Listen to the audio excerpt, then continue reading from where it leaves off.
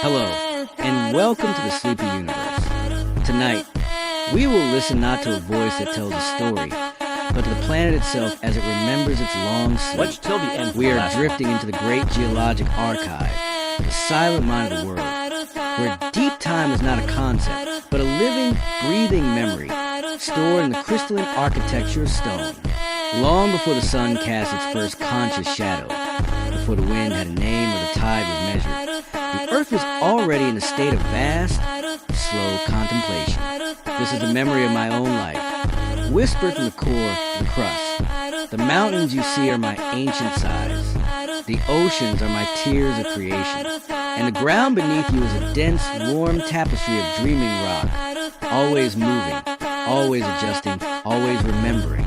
This is a geologic reverie, a story of molten passion and quiet crystallization, of collisions so vast they defy our short human measure. Within every grain of sand, every fossilized fern, there's an echo of 1 billion years, waiting for a listening mind to settle and hear the whisper. If these journeys into the profound silence are being called to your spirit, I invite you to leave a sign of your passing below. A like, a subscribe, a shared thought. It helps guide other souls to this quiet corner of the cosmic library. For now, simply breathe. Let the gravity of your thoughts dissolve. And let the ancient memory of the planet cradle your awareness. We begin where the planet keeps its greatest secret, the skin of the dream. The earth remembers its shell is thinner than a whispered lie. It is a memory of contradiction. A vast sphere of liquid fire, yet shielded by a layer of solid stone so frail. If my entire self, this great humming globe, were shrunk to the size of a polished peach, the shell I wear, the continents, the plains, the deep, dark ocean floor, would be no thicker than its fine velvet skin. This scale is a staggering, beautiful vulnerability I carry always. I carry my memories in this thin rind, the continents and the ocean basins, the high seats of thought and the low bowls of sorrow. Together, they form a layer that descends only about 30 kilometers into my true, beating body beneath the land, and a mere 10 kilometers beneath the great, fluid shadows of the sea. Beneath that delicate shell is the mantle, the great, dark ocean of my internal life. It is a region of slow, viscous thought, a vast, warm volume that constitutes the majority of my mass and my memory. My crust, the place where all of you exist, floats upon this dreaming mantle like delicate, rigid rafts adrift on currents of time. I feel them move. I carry them and reshape them through the slow, inevitable poetry of plate tectonics. The highest mountains, the deepest trenches, the longest rift valleys. These are nothing more than tiny ripples on the surface of my enormous, revolving heart of stone. Everything you know, every root, every road, every sleeping breath, rests upon a layer so thin it is a geological impossibility. Yet it endures, and I endure it, forever carrying the dream of stability. I remember when the hearts of mountains flowed like molten, hidden rivers. Long before the granite you touched was rugged, speckled stone, it was a profound, subterranean emotion. It was alive with heat, a hidden, slow-motion fire. Deep within my nascent skin, chambers of molten magma gathered. These were my internal lakes of fire, moving through the darkness like slow, glowing rivers of my secret underworld. Over millions of years, the time it takes a thought to crystallize, this fire began to cool. It did not explode, it became patient. It formed and solidified into familiar, shimmering rock that now constitutes the unbreakable, silent hearts of your oldest mountain ranges. Each small grain of quartz, each fleck of feldspar, I remember it shimmering in a molten glow before it chose to become permanent, before it solidified into eternal silence. When you lay your hand upon a granite cliff, you are touching the cooled remains of that deep, internal flow, a fiery movement frozen in a moment of ancient time. The great, enduring landscapes of your world, the silent, cathedral-like cliffs of Yosemite, the mist-shrouded, ancient heights of the Scottish Highlands. These were shaped not by an exterior force, but by the patient, upward-swelling memory of liquid light. It holds within it the patience of the planet itself, a reminder whispered in stone. What appears solid today was once a flow of fire, transforming beneath an unimaginable pressure into a substance that is both enduring and utterly eternal. I remember when diamonds were conceived in a geological heartbeat. Most of these radiant crystals take billions of years to form within my deep mantle, born from common carbon subjected to heat and crushing force beyond all measure. They are the compressed memories of my youth. But I could be a sudden, spontaneous creator. Under most extreme, unimaginable pressures, the structure of carbon can be rearranged into diamond almost instantly. These sudden transformations happen hundreds of kilometers beneath the surface, where temperatures are hotter than molten metal and pressures exceed the short-lived limits of your human replication. When my volcanic arteries bring these sudden, fierce gems upward, they ride in narrow, dark pipes of rock, carrying a story from the very moment of my creation. Every diamond you hold, no matter its size, was once a particle in a fierce, dark furnace, a heat so intense it could melt steel.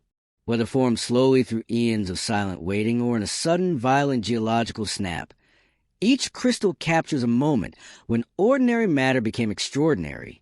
They are my perfect, shining record of transformation, born from chaos, forged by pressure, and rising toward the light through my very bones of the planet. I remember my mountains are still rising, a constant, slow swelling. They appear eternal, but they are alive with movement. Deep beneath my skin, my tectonic plates push and collide in an endless embrace, forcing rock upward, inch by painful inch. In the Himalayas and the spine of the Andes, this slow collision is still lifting peaks at a pace faster than your very fingernails can grow. What feels solid is, in truth, part of an endless cycle of uplift and patient erosion. Wind, water, and ice tear them down, atom by atom, grain by grain, while the colossal, hidden forces deep within me rebuild them, in a rhythm that has played out for hundreds of millions of years of dreaming. A great peak may seem utterly motionless, but if you could watch me remember time and fast forward, you would see it breathe, swelling upward as my colossal continents gently, slowly collide. The stone beneath your feet may once have settled on the dark ocean floor, carried skyward over vast epochs. These giants are my living testament that I am not still at all, but in constant, profound motion, reshaping myself even as the world above me sleeps. I remember my continents as great, silent rafts adrift on liquid stone. The ground beneath you drifts on a hidden, vast sea. Beneath my thin crust lies a mantle, a region so hot, so immense, that solid rock yields to time and pressure, behaving like an incredibly slow-moving, viscous liquid. The continents you know rest on this flow as enormous, rigid islands, drifting across it through cycles of time. They slide, they collide, they separate at rates of only a few centimeters each year. But over the millions of years of my life, those tiny movements reshape the entire face of the world. Oceans open and close, mountain ranges rise from the deep, and entire climates are transformed. The continents are my traveling memories, always in motion, though the journey is invisible to your short senses. This slow drifting is what once unified all land into the colossal, solitary memory of Pangaea, and it is the force that will one day bring the continents together again. I am alive beneath my calm surface, and all of you are passengers on my vast, drifting plates, carried across geological seas without ever feeling the journey. I remember that my surface is constantly destroying and recycling itself. Nothing on my skin is permanent. The continents and seafloors you observe are part of an endless, beautiful process of destruction and renewal known as plate tectonics. Where the plates meet and collide, my memories are compressed and mountains rise. Where they tear apart, new ocean crust forms as molten rock wells up from my core. And in other, deeper places, one rigid plate dives silently beneath another, sinking back into mantle, melting to become part of my hidden heart once more. Even the ground beneath the oceans is born, spreads outward, and eventually disappears on a timescale of tens of millions of years. Every grain of sand, every cliff face, every volcanic plain is part of this great planetary cycle. I am the only world you know that recycles itself so completely, using the slow, patient power of heat and gravity to keep my surface eternally young. My skin is never truly still, but forever shedding and remaking itself in quiet, graceful motion. I remember the Himalayas are still climbing every single year. High above the clouds, a vast, crinkled memory continues to rise. Their growth began around 50 million years ago when the Indian plate collided with the Eurasian plate, crumpling my crust like folded fabric. That collision is still happening, pushing the mountains upward by a few millimeters each year. The peaks may appear timeless, but their summits climb steadily toward the sky, even as wind and glaciers carve them down. Every tremor in that region, every deep earthquake, is a whisper that immense, ongoing pressure.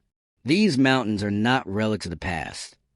They're the living result of a collision that began before humans existed. The very same unstoppable force that built Everest continues to reshape the land beneath millions of people. In their silent, patient rise, the Himalayas remind you that my power is patient, relentless, and always in motion, sculpting continents as easily as clay. I remember continents drift as quickly as the silent growth of hair. If you could measure the actual advance of a continent, it would move about as quickly as your hair lengthens in a month. Yet, over geological time, that small pace reshapes my entire face. Continents slide on top of my mantle, carried by the invisible, deep convection currents within my body. The Atlantic Ocean grows a little wider each year, while the Pacific slowly shrinks, remembering the time before the Great Split. In millions of years, your familiar maps will be unrecognizable. Africa will move closer to Europe. Australia will edge north, and the continents may one day merge again into a single, unified giant. This slow drift connects the fossils of ancient creatures found oceans apart and explains why mountain ranges on separate continents share the same hidden origins. The ground feels solid, but it is part of a grand, restless voyage that has never stopped since I was born. I remember my ocean floor is a young memory compared to the old lands. Beneath the great waves lies a hidden world in constant renewal. While the continents hold rocks billions of years old, the seafloor is surprisingly young. Along the mid-ocean ridges, molten rock rises, cools, and forms new crust that slowly spreads outward. As it drifts, it eventually sinks back into mantle of deep ocean trenches, where one plate slides beneath another. This recycling means no ocean crust lasts longer than about 200 million years, a fleeting moment in my long history. The continents, by contrast, are ancient survivors that have floated above the cycle of destruction. If you could see my surface over time, you would watch the oceans form and vanish like the rhythm of a breath. The seafloor is my planetary heartbeat, renewing itself endlessly, a reminder that even the deepest, darkest places on me are alive with motion and change. I remember how rocks can become frozen compasses after cooling from fire. When molten rock cools on my surface, something extraordinary happens. Tiny particles of iron and nickel inside the rock align themselves with my magnetic field, like invisible compass needles, locking in the direction of the pole. Once the lava cools and hardens, those magnetic directions are locked in forever, preserving a record of the magnetic field's orientation at that precise moment in time. My scientists study these natural magnets to map the shifting history of my poles. Every reversal, every wandering movement of magnetic north is captured in stone, frozen as my molten skin solidifies. These magnetic fingerprints are part of how geologists prove that continents drift and seafloors spread. In every volcanic rock lies a silent record of my magnetic pulse, whispering clues about ancient directions and invisible forces that shape the space around me. My planetary memory is magnetic, written in the iron heart of stone. I remember every volcano is a visible sign of a hidden, molten heart. Far below the surface, each volcano has a heart that beats with molten fire. These underground chambers of magma are vast reservoirs of liquid rock, slowly feeding the eruptions that can reshape landscapes and change climates. Some chambers are small and shallow. Others are immense and deep, reaching far beneath the crust.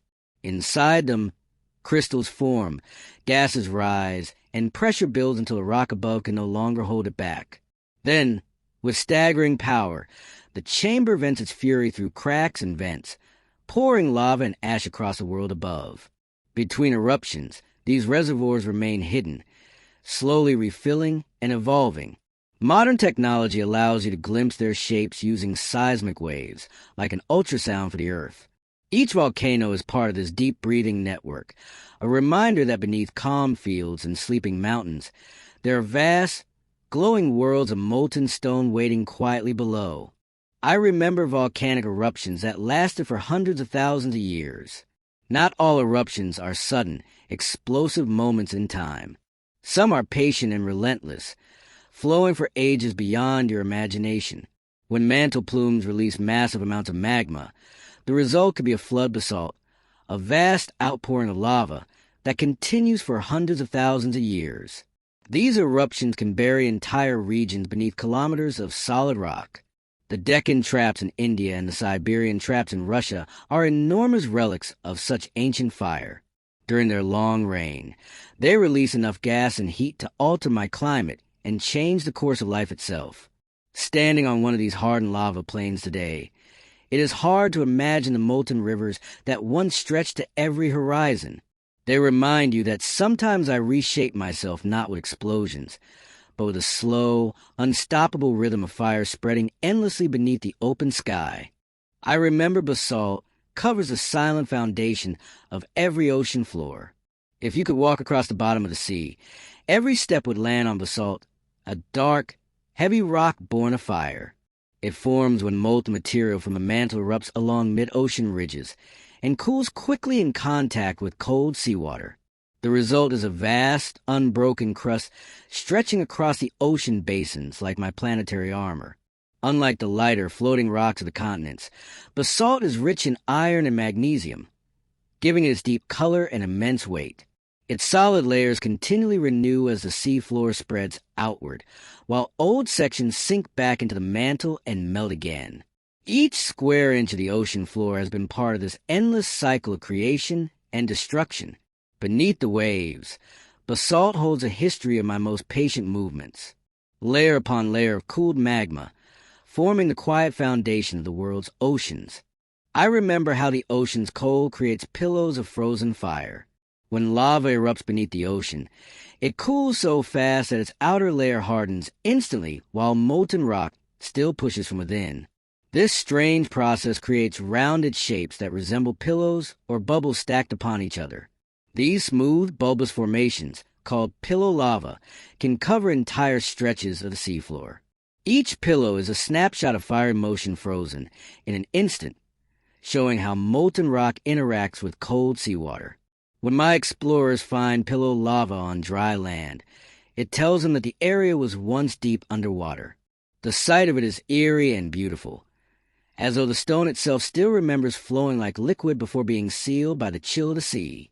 These shapes are geological sculptures of time, proof that even in the dark, crushing depths, my creative forces are always alive and at work.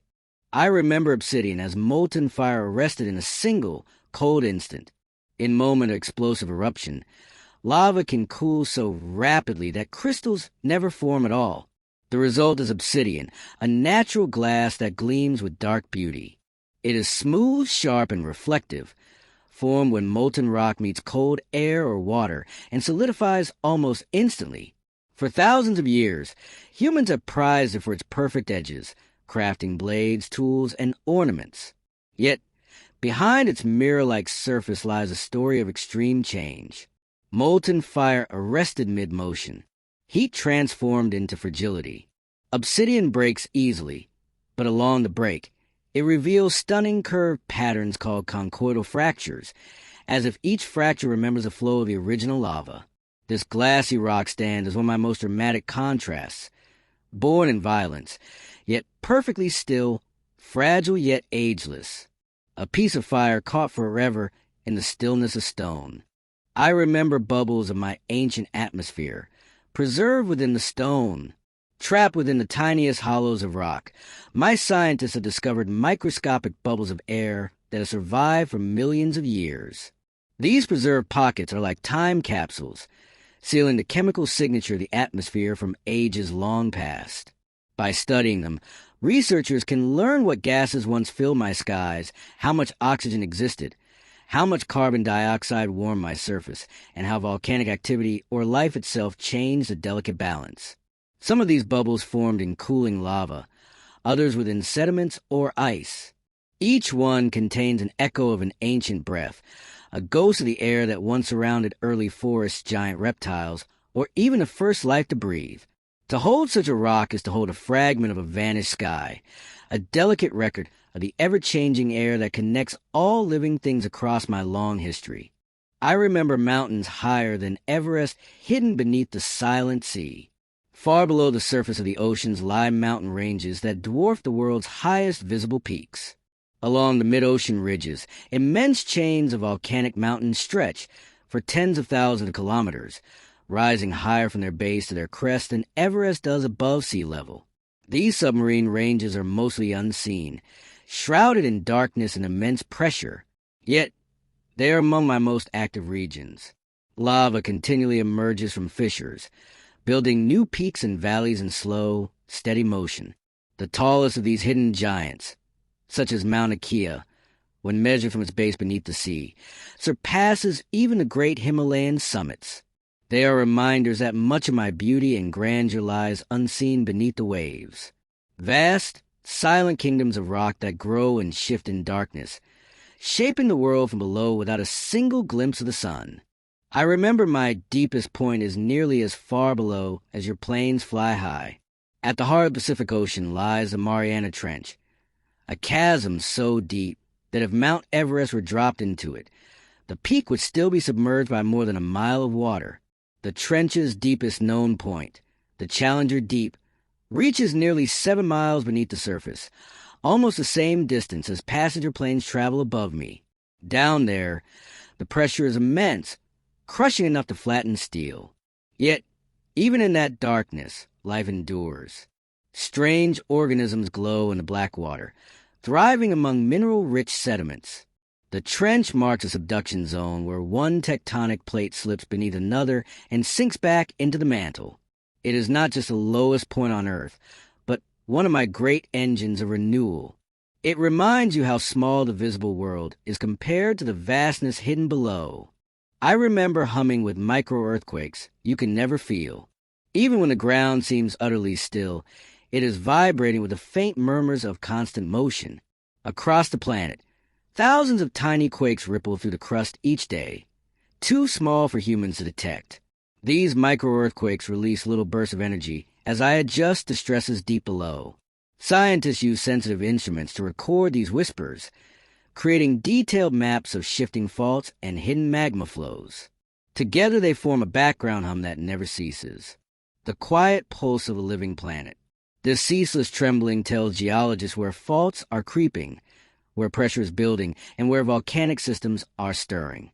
The stillness of the world is an illusion. Beneath every mountain, forest, and sea, I move in countless small ways, sighing, cracking, and settling in slow, secret rhythms that carry the story of my restless heart. I remember earthquakes strong enough to make entire rivers run backward. When the ground shakes with enough force, the landscape itself can change direction. During powerful earthquakes, the land can tilt or shift so abruptly that rivers are forced to reverse their flow. This rare phenomenon was recorded in events like the Great New Madrid earthquakes of the early 19th century, when sections of the Mississippi River temporarily flowed upstream. The sudden movement of the crust can raise one side of a fault or drop another, creating natural dams or lowering valleys. For a brief moment, the power of my internal forces can overcome the steady pull of gravity that guides every drop of water. When balance returns, the rivers carve new paths through changed terrain. These moments reveal the sheer strength of geological motion, showing that even something as constant and ancient as a river can be turned backward by my deep, hidden forces. I remember some faults creep silently without any shaking at all. Not all tectonic motion announces itself with quakes or destruction. Along certain sections of faults, the crust slides so slowly and evenly that there is no noticeable shaking at the surface. This quiet movement, known as fault creep, relieves pressure in small, continuous increments. It is invisible to anyone standing above, but measurable through instruments that can detect motion of just a few millimeters per year. Some faults in California and Turkey move this way, gliding smoothly while neighboring sections remain locked and tense. The creeping portions may prevent larger quakes from forming in those regions, yet they also transfer stress elsewhere. This subtle dance between tension and release is part of my constant balancing act. Even without drama or noise, the ground beneath you is shifting, whispering in slow motion as I adjust myself grain by grain across the ages. I remember my core is a molten heart hotter than the surface of the sun. At my very center lies a sphere of molten and solid metal under pressures beyond comprehension. The temperatures there reach more than 9,000 degrees Fahrenheit, rivaling and even exceeding the visible surface of the sun. This immense heat is the leftover energy from my formation, combined with the constant decay of radioactive elements deep inside. Though you will never see it directly, the core drives everything from volcanic eruptions to the magnetic field that shields life from cosmic radiation. Its motion churns like a dynamo, generating invisible lines of force that extend far into space. The inner core, solid iron, rotates slightly faster than the planet above it, while the outer layer flows in liquid form. This hidden furnace is the beating heart of the Earth, the power source that keeps the world alive with movement, warmth, and quiet resilience. I remember a whole ocean of water hidden deep inside my mantle, far beneath the crust, where rock glows with heat and pressure. Scientists have found minerals containing vast amounts of trapped water. These discoveries suggest that an entire ocean's worth of water may exist hundreds of kilometers below the surface, bound within crystal structures rather than flowing freely. If released, this hidden reservoir could fill the world's surface oceans multiple times over. It is not a sea in the familiar sense, but a deep, secret storage of the same substance that sustains all life. The movement of tectonic plates may carry water downward into this realm, only for it to return through volcanic eruptions and rising plumes of molten rock. This unseen cycle could be one of the keys to understanding why I have oceans at all.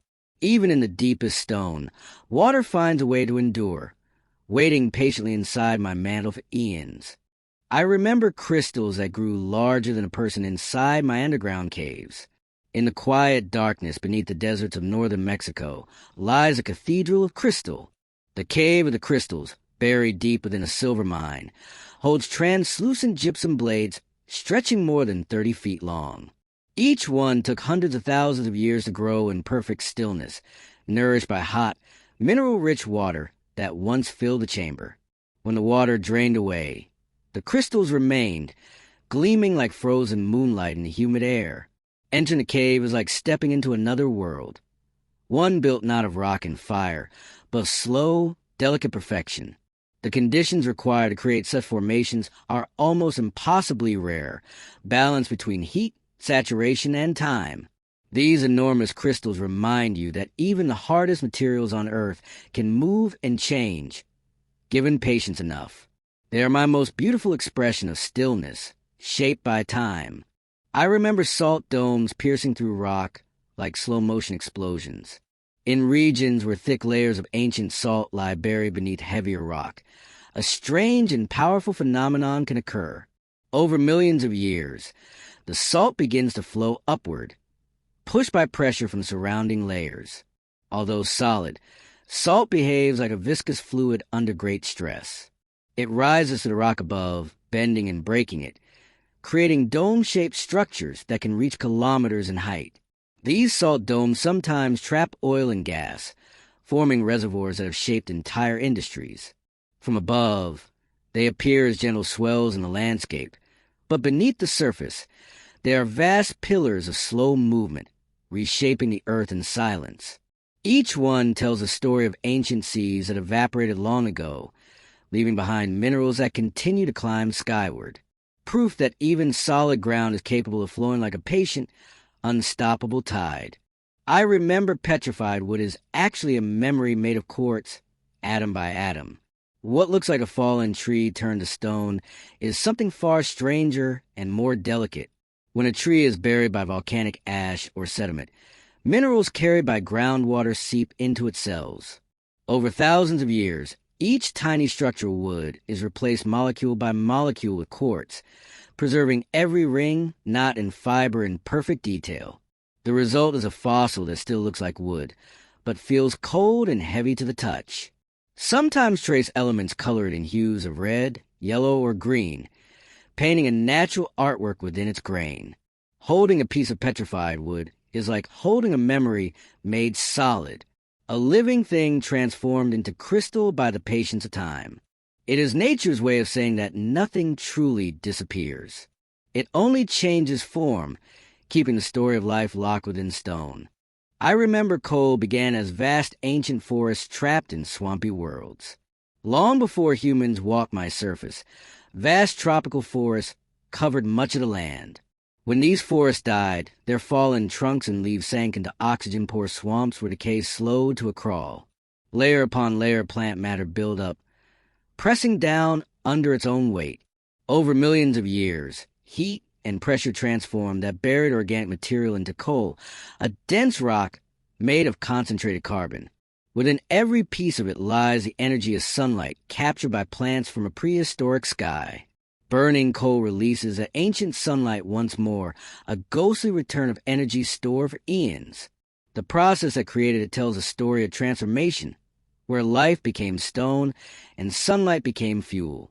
Every lump of coal carries the imprint of ancient forests, the breath of a vanished world condensed into dark, glittering veins beneath our modern one.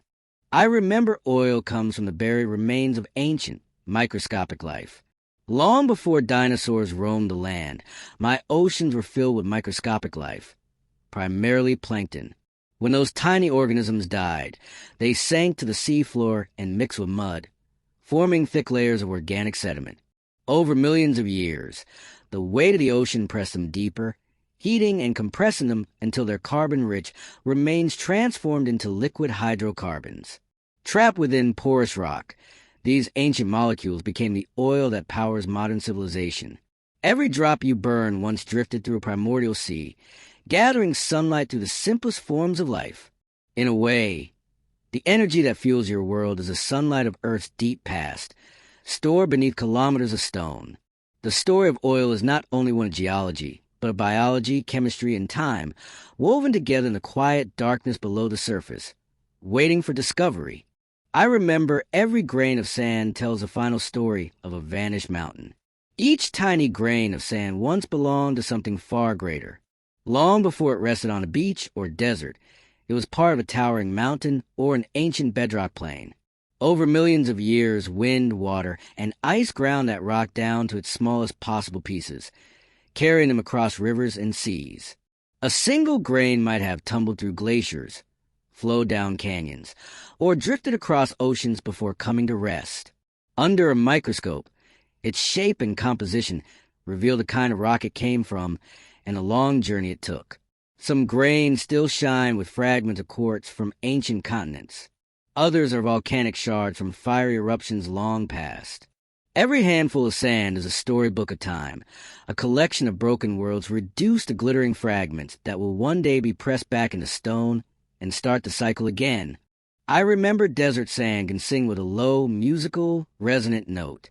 In a few rare deserts, the shifting of sand dunes creates a deep, resonant hum that can last for minutes. These singing dunes, found in places like Morocco, Chile, and the Arabian Peninsula, produce notes so pure they sound like the voice of the earth itself. The sound comes from countless grains sliding and colliding in unison, vibrating at a frequency between a cello's tone and a thunderous roar. Scientists believe the grains must be nearly uniform in size and perfectly dry for this effect to occur. Travelers describe the experience as haunting, as though the dunes are breathing or speaking. Ancient peoples often treated these sounds as mystical, believing they came from hidden spirits or gods of the desert. In truth, it is physics and friction working together, turning the landscape into a natural instrument that sings the slow, patient music of the shifting earth. I remember some beaches are made entirely of the ghosts of tiny shells. Along certain coastlines, the sand beneath your feet was not carved from stone, but built by life. Over centuries, the shells of countless tiny marine creatures, such as mollusks and foraminifera, have broken down into fragments so fine they resemble powdered ivory. These biological sands can gleam white under the sun, glimmer pink from crushed coral, or even shimmer golden from the remains of microscopic algae. Each grain is a fragment of something that once lived, a piece of the ocean's past returned to the shore. Walking along such a beach is like stepping to the ruins of invisible kingdoms, where waves and tides have turned the architecture of life into a soft, shifting tapestry. The world's most famous white beaches, like those in the Bahamas and Maldives, are living evidence that time and biology can build beauty as surely as rock and fire. I remember beaches of black, green, pink, and even rich red sands. Not all beaches shimmer with gold or white. Some are black from cool lava, others green from olivine crystals, pink from coral, or red from eroded volcanic rock. Each color tells a deep geological story about its source and the forces that shaped it. Black sands often line volcanic islands, formed when molten lava met the sea and shattered into tiny glassy fragments. Green beaches appear where rare minerals from deep within the mantle wash ashore. Pink hues come from crushed shells and coral mixed with white sand, while red sands are tinted by iron-rich rock oxidized over time. Walking these colorful shores is like wandering through the palette of the planet itself. Every wave rearranges grains that carry the memory of fire, water, and time, blending the world's elements into natural art that shifts and glows beneath the ever-changing light of the sky. I remember glaciers carving landscapes like slow, moving rivers of rock. A glacier appears still, yet it flows. Over centuries, the weight of accumulated snow compresses into dense ice that slowly slides downhill, reshaping everything in its path. These frozen rivers grind against the mountains, scraping valleys, polishing stones, and carrying debris for kilometers. When they retreat, they leave behind wide U-shaped valleys, scattered boulders, and shimmering lakes that fill their abandoned paths. The fingerprints of glaciers can be found on nearly every continent, from the smooth granite domes of Yosemite to the carved fjords of Norway. Even now, glaciers continue their patient work, grinding ancient rock into fine dust that drifts on the wind. They are sculptors of continents, artists of time and temperature, shaping the land grain by grain. In their quiet persistence lies a reminder of my delicate balance, where even the coldest forces flow with a power strong enough to change the world. I remember some glaciers move fast enough to be seen shifting by the hour. Although glaciers usually creep at the pace of inches per day, a few flow so quickly they can be observed moving within a single afternoon. These fast-moving rivers of ice surge when meltwater lubricates the ground beneath them, reducing friction and allowing massive sheets of ice to slide rapidly forward. In Greenland and parts of Alaska, my scientists have documented glaciers racing ahead at surprising speeds, their fractured surfaces groaning and cracking as they go. From a distance, the motion seems impossible, solid ice behaving like liquid stone. Yet this movement carries enormous power, reshaping valleys and transporting rock by the ton. As they surge, they also remind you that even in their frozen stillness, glaciers are alive with motion. To witness one in movement is to see time itself accelerate, the slow rhythm of the earth condensed into a visible, breathtaking surge. I remember ice under pressure behaving like slow-flowing, heavy honey. Beneath the surface of a glacier, where pressure is immense and temperatures hover just below freezing, ice stops behaving like a perfect solid. Instead, it flows not quickly, but slowly and continuously, folding and bending like honey poured in slow motion. The crystals within the ice to form and slide past each other, allowing entire masses to creep downhill. This movement gives glaciers their fluid grace, their ability to carve mountains and shape valleys over tens of thousands of years. Under the right conditions, even solid rock can behave this way, flowing over geological time scales. Watching ice deform under pressure in laboratory experiments reveals how matter blurs the line between solid and liquid. What appears unyielding becomes supple with enough time and weight. My greatest transformations often happen not in sudden bursts, but through the quiet persistence of materials learning to move under pressure. I remember fossils that captured raindrops that fell hundreds of millions of years ago. Sometimes the smallest traces of the past survive in stone. On slabs of ancient sedimentary rock, scientists have found delicate impressions of raindrops that fell onto soft mud long before humans existed. Each tiny crater records a moment in time, a storm that passed across a primeval landscape, its droplets scattering across a world filled with strange plants and early life. Within seconds, the marks were buried by new layers of sediment, sealing them in darkness until the rock hardened. When the surface is exposed again, it reveals a perfect imprint of weather from a vanished age. These fossilized raindrops remind you that even fleeting moments can last forever when preserved by chance. In a single stone, we can read the touch of a storm that ended hundreds of millions of years ago, its rhythm still visible on the pages of the planet's memory. I remember some fossils preserving soft tissues, even colors and feathers. For centuries, fossils were thought to capture only bones and shells, the hard remains of ancient creatures. But discoveries over the past few decades have revealed something astonishing. Under rare conditions, even delicate tissues can survive. In certain rocks, scientists have found impressions of skin, muscle, and feathers, sometimes with traces of pigment that show the original colors of dinosaurs and birds. These fossils form when mineral-rich water seeps through the remains before decay can destroy them, replacing organic molecules with stone. The result is a moment of life turned to sculpture, preserved in perfect detail. Some even retain microscopic structures that hint at how these creatures moved, breathed, and shone in the sunlight of their time. To hold such a fossil is to bridge worlds, feeling the echo of warmth and color from beings that vanished hundreds of millions of years ago. I remember stromatolites recording the oldest known life on my surface, long before animals or plants evolved. Simple microbes built layered structures in shallow seas. These formations, called stromatolites, are my planet's oldest living fossils. They were created by mats of bacteria that trapped and bound sediment, forming domes that slowly grew toward the sunlight. Some ancient examples are more than 3.5 billion years old, making them among the earliest evidence of life anywhere. Remarkably, stromatolites still exist today in a few remote places, such as Shark Bay in Australia, where microbial communities continue their slow, rhythmic growth. Looking at one is like peering directly into the dawn of biology, when the first cells began shaping the planet. They remind us that life's story began not with motion or complexity, but with patience. Layers of living film turning light, water, and time into the very foundation of everything that followed.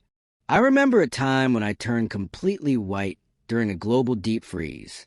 Around 700 million years ago, my surface nearly froze solid.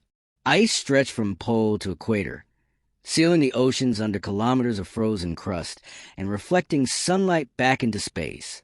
It is believed that volcanic activity, changes in atmospheric gases, and shifts in solar energy combine to trigger this global deep freeze. For millions of years, I remained a vast, silent world of ice, my surface gleaming white beneath a dim sun. Yet, life endured, hidden in pockets of liquid water beneath the glaciers or near volcanic vents. Eventually, volcanic eruptions release enough carbon dioxide to trap heat again, thawing the planet in a dramatic, world-spanning melt. The return of liquid oceans may have helped trigger an explosion of complex life. Snowball Earth stands as one of the greatest transformations in my history, a near-death and rebirth written in ice and snow. I remember volcanoes may have ended that frozen age with a greenhouse burst. During the depths of the global freeze, volcanoes continued to erupt, pumping carbon dioxide into the air for millions of years. With the ocean sealed beneath ice, this gas could not dissolve as it normally would. So, it built up in the atmosphere, trapping heat. When the ice finally began to melt, the process accelerated dramatically. Dark exposed rock absorbed sunlight, amplifying the warming effect. Within a geological blink, the planet shifted from frozen white to steaming blue-green seas once more. This thawing unleashed floods, erosion, and perhaps even chemical changes that nourished early life. In a way, volcanoes may have saved the planet. Their quiet persistence beneath the ice kept my climate alive. What was once an age of silence became one of rebirth, proving that even in the planet's darkest cold, fire and renewal were waiting patiently below. I remember the air you breathe was first made by ancient microbial mats. The very air you breathe owes its existence to tiny organisms that lived billions of years ago. These microbes, ancestors of modern cyanobacteria, thrived in shallow seas and used sunlight to split water molecules, releasing oxygen as a byproduct. Over time, their waste transformed the planet. At first, the oxygen reacted with iron in the oceans, forming vast deposits of rust-colored rock. Only after these minerals were saturated did the gas begin to fill the atmosphere, slowly turning it into the life-giving mixture you depend on today. This event, known as the Great Oxidation Event, changed everything. It allowed complex cells to evolve and eventually made possible the rise of plants and animals. Every breath you take is a gift from those ancient microbes whose simple chemistry turned a barren world into a living one, paving the way for forests, oceans, and all that followed. I remember iron formations marking the moment I began to truly breathe. In ancient seabeds around the world lie bands of red and gray rock that shimmer with metallic luster. These banded iron formations are the fossilized record of the time when oxygen first appeared in my atmosphere. As primitive microbes began producing oxygen through photosynthesis, the gas reacted with dissolved iron in the oceans, creating rust-like minerals that settled to the seafloor in layers. Over millions of years, these sediments hardened into rock, capturing the breath of a newly awakening planet. Today, those same formations are mined for iron, the backbone of modern industry. Yet they began as the byproduct of microscopic life. Each stripe and stone is a heartbeat in my planetary transformation, marking the slow transition from a world without air to one alive with oxygen, where the chemistry of life itself began to take hold across land and sea. I remember there was once a time when my seas were colored purple. Before oxygen filled the air, my oceans looked very different. The water may have shimmered with shades of red and violet, colored by ancient microbes that use molecules of sulfur, not oxygen, to capture sunlight. These organisms thrived in chemical-rich seas under an orange sky, producing pigments that tinted the water with strange hues. As photosynthetic bacteria began to release oxygen, these purple oceans slowly faded to the blue you know today. The shift from a sulfur world to an oxygen one was one of the greatest transitions in my history, altering everything from the atmosphere to the chemistry of rocks. For a time, though, my planet glowed in colors you can scarcely imagine. Seas of violet under a dim sun, the signature of life experimenting with light long before the age of forests, coral reefs, or any creature that breathed air. I remember entire mountain ranges that have vanished without a trace. The continents you see today are only the latest version of my face. In deep time, entire mountain ranges have risen and eroded away so completely that no trace of them remains. Wind, water, and gravity work patiently, wearing down even the tallest peaks, grain by grain. The roots of ancient mountains sometimes survive as crystalline rock buried beneath newer layers. Clues left behind for geologists to find. Some of the oldest continental crusts once bore enormous ranges, now reduced to flat plains. Over hundreds of millions of years, erosion can erase a mountain as easily as waves smooth a pebble. The planet is always rebuilding itself, and what seems eternal to you is only a temporary sculpture in the ongoing art of geology. Every plain and valley was once a summit, and every stone carries the ghost of a vanished mountain in its heart. I remember continents have collided and split apart many times in my past. Over the course of billions of years, the continents have gathered and drifted apart like slow-moving puzzle pieces. Driven by heat rising from the mantle, the crust is folded, fractured, and rearranged itself again and again.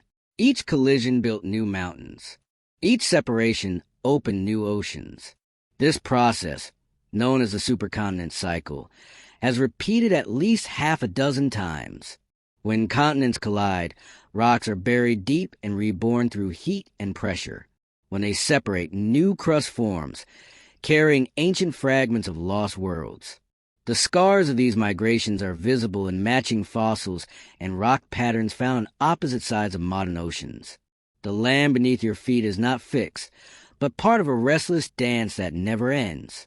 Proof that the ground you stand on has traveled far, carrying the history of countless ancient worlds within its foundations. I remember at least 6 great supercontinents that formed before Pangea. Before even Rodinia, I assembled and broke apart at least 6 times, forming vast supercontinents that drifted through the ages. Each one had its own mountains, oceans, and climates, its own rise and fall written in stone. Nuna, Columbia, Rodinia, Penosia, and Gondwana are names given to these lost worlds. They remain scattered across the globe. When they existed, life was often microscopic. Yet, their formation shaped the chemistry of the oceans and atmosphere.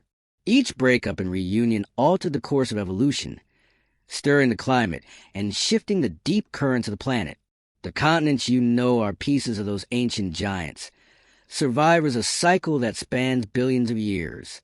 To study them is to read my autobiography written across time, where even the land itself is temporary and nothing stays whole for long.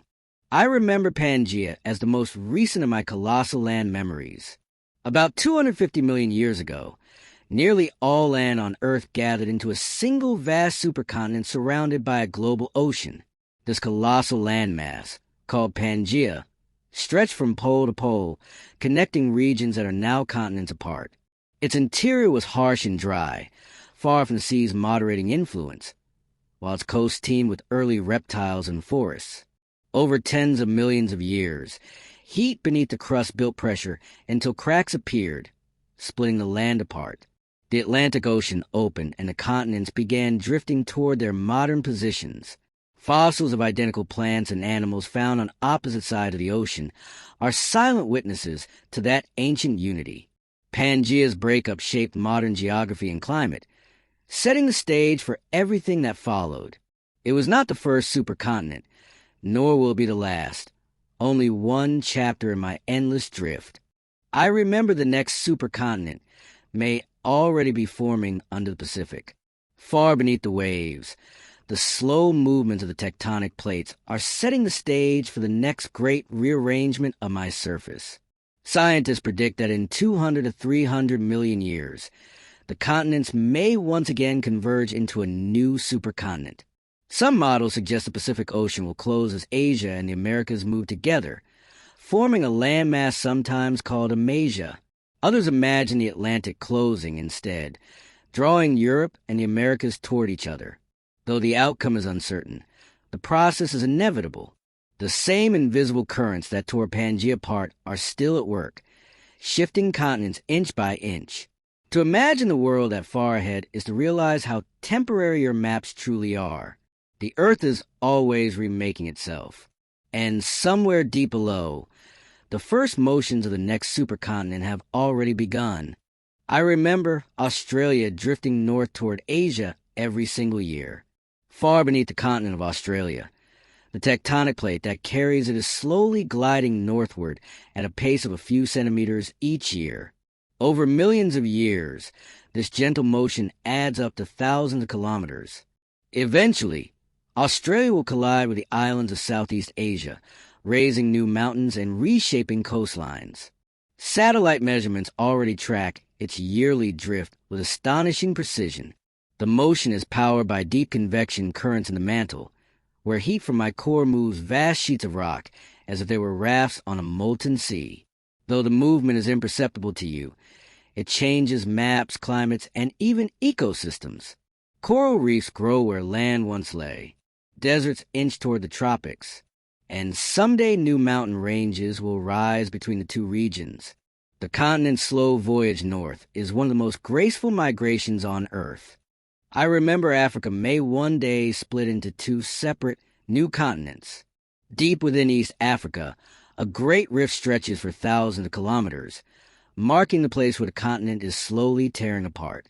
Volcanic activity, earthquakes, and thinning crust reveal that a new ocean may eventually form there. The East African Rift is a visible reminder that continents are never truly solid. They bend and stretch like skin over a living body. In a few tens of millions of years, the region that includes Ethiopia, Kenya, and Tanzania could separate from the rest of Africa, drifting eastward into its own landmass. Lakes such as Tanganyika and Malawi fill the rift's deep scars, early clues to the ocean that will someday flood in. Standing on its edges is like glimpsing the birth of a future continent. The process is slow beyond imagination, yet it is happening right now beneath our feet, shaping the world of tomorrow. I remember Iceland sitting directly above a tear in my crust. The island of Iceland exists because it straddles the mid-Atlantic ridge, a boundary where two tectonic plates are moving apart. Here, molten rock wells upward through a long tear in the crust, building new land as it cools.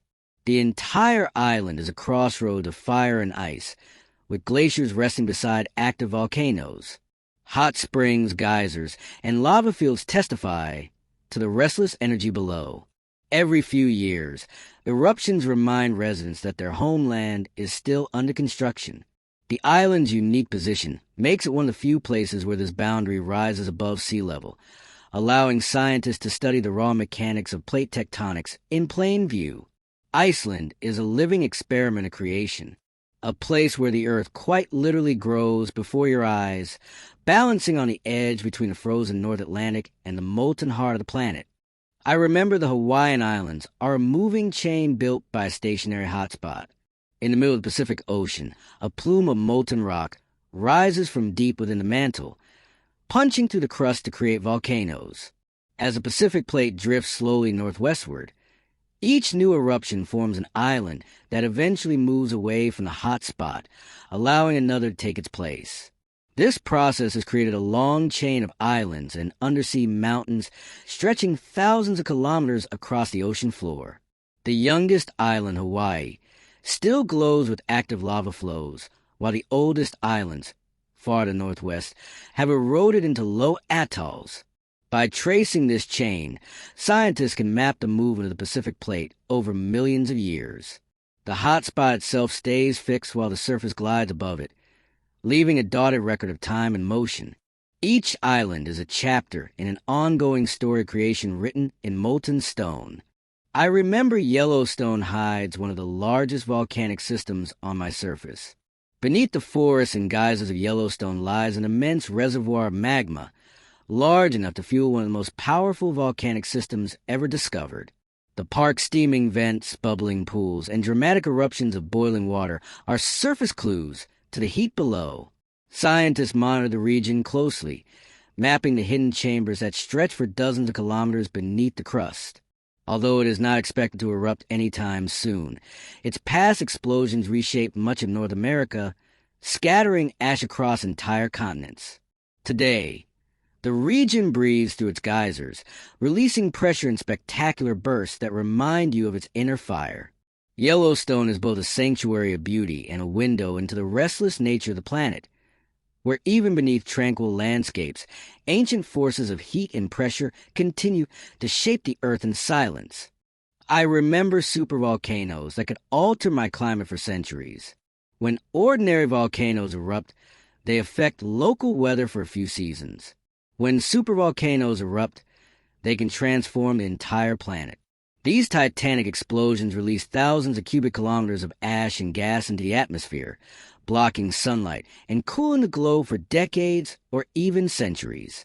Evidence of such eruptions appears in ash layers and climate records from Yellowstone, Toba, and Taipo. The aftermath includes volcanic winters where temperatures drop and ecosystems struggle to adapt. Though rare, these events remind you of the delicate balance between my interior and my surface. The power locked beneath your feet has shaped evolution itself, sometimes triggering mass extinctions that clear the way for new life. Yet, even in their fury, supervolcanoes are part of the planet's long rhythm of renewal, cycling materials between crust and atmosphere, reminding you that life and fire are deeply entwined. I remember the largest known volcanic eruption happened in what is now Indonesia. Around 74,000 years ago, a colossal eruption at Lake Toba in Indonesia changed the world. It expelled more than 2,000 cubic kilometers of ash and magma, leaving behind a caldera 100 kilometers wide that is still visible today. The blast darkened skies across the globe, lowering temperatures and spreading volcanic ash over continents. Some scientists believe it caused a brief volcanic winter that may have influenced early human populations.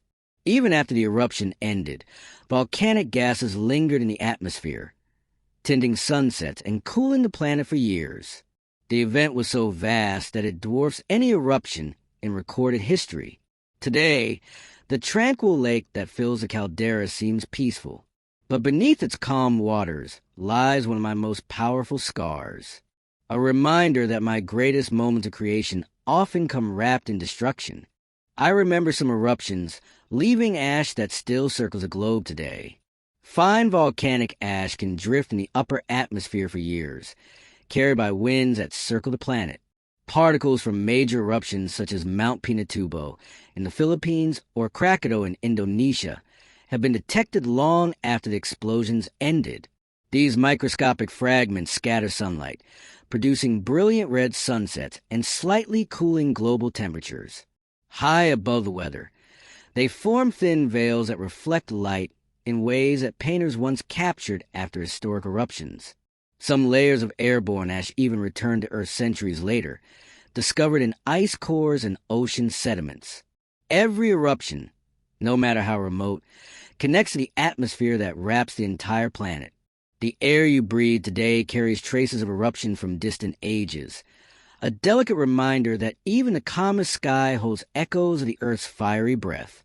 I remember lava lakes that can remain molten for decades without cooling. In a few rare volcanic craters around the world, molten rock never solidifies. These lava lakes, such as those in Erta Ale in Ethiopia and Kilauea in Hawaii, are sustained by constant supplies of heat and magma from below. Their surfaces churn and ripple like fiery oceans, crusting over only to break apart again. At night, they glow like windows into the planet's heart, their orange light flickering against dark rock and smoke. The heat balance is so precise that the lakes can persist for decades, continually refreshed by deep circulation. Watching one is mesmerizing, a living furnace breathing and pulsing in slow rhythm. They offer scientists rare insights into the chemistry and physics of magma that cannot be replicated in laboratories. Each lake is a reminder that the Earth's fire still burns just beneath its thin, cooling crust, timeless and alive. I remember lightning striking inside volcanic ash clouds, born from rock friction. When a volcano erupts, the immense friction between ash particles creates powerful electrical charges. As these charges build, they discharge as lightning bolts that crackle through the ash plume. Volcanic lightning can illuminate entire skies, creating storms of fire and light above erupting mountains. Unlike ordinary thunderstorms, these flashes are born entirely from the energy of rock and gas.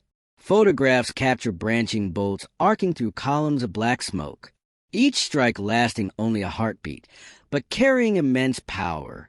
Scientists study these flashes to understand the flow of ash and to track eruption intensity, since lightning can signal how violently material is being ejected. To witness one is to see the fusion of Earth's elemental forces. Solid, liquid, and gas meeting electricity. A brief, awe-inspiring display that reveals how even destruction can shimmer with extraordinary beauty. I remember explosive steam eruptions when volcanoes meet vast ice sheets. In places where glaciers rest atop volcanoes, heat and ice collide in spectacular ways. When magma rises beneath the ice, it melts huge volumes of water in an instant, producing steam that expands with explosive force. These eruptions can blast through the glacier, sending floods and ash clouds cascading down valleys. Iceland volcanoes often behave this way, hidden beneath thick ice caps until pressure builds high enough to burst free. The interaction leaves behind unique landforms, ridges and plateaus sculpted by fire and water together. Scientists call them tuyas, monuments to the strange partnership of heat and cold. Each eruption beneath ice rewrites the landscape, proving that even the most opposite elements of nature are connected in a cycle of creation and transformation that has shaped our planet since its earliest days. I remember the world beneath you is always gently moving. Even now, as you rest, the ground turns slowly under stars that once forged minerals in your very bones. Beneath the quiet crust, molten rock flows in endless cycles, shaping continents that drift like slow clouds across a sea of stone. Geology reminds you that change does not always roar. Most of it whispers. Mountains rise grain by grain. Oceans open wider than human memory can hold. Every pebble, every crystal, every grain of sand carries a trace of time so vast that your own stories seem like brief flashes of light. Yet those flashes are part of the same pattern written into the same fabric of the planet itself. Somewhere deep within the earth, pressure builds. Somewhere else it eases, and a new rock begins its long transformation. Far above, wind grinds stone to dust, and that dust drifts across oceans to feed life. Everything that ever was becomes something new again. The planet breathes in the slow rhythm of stone, and you breathe with it without even knowing. You might think of the places you've walked, the sound of gravel beneath your feet, the roughness of a cliff face, the warmth of sand between your fingers. Each is a story told in minerals shaped by time and touch. The world is not just alive on its surface. It lives within itself, turning memory into matter, turning silence into form. As you drift toward sleep, let that thought sink in like rain through soil. Imagine the deep pulse of the planet beneath you, ancient and steady. Let it quiet your thoughts and slow your breathing. You are part of the story, too. A brief moment in a vast, unfolding world that remembers everything. If you enjoy these quiet journeys, I invite you to subscribe, or share a thought below. It helps others find their way here, too. One sleepy soul at a time. For now, just breathe. Let your eyes grow heavy. Let the planet cradle your thoughts. Still, patient, and eternal. Sleep well and good night.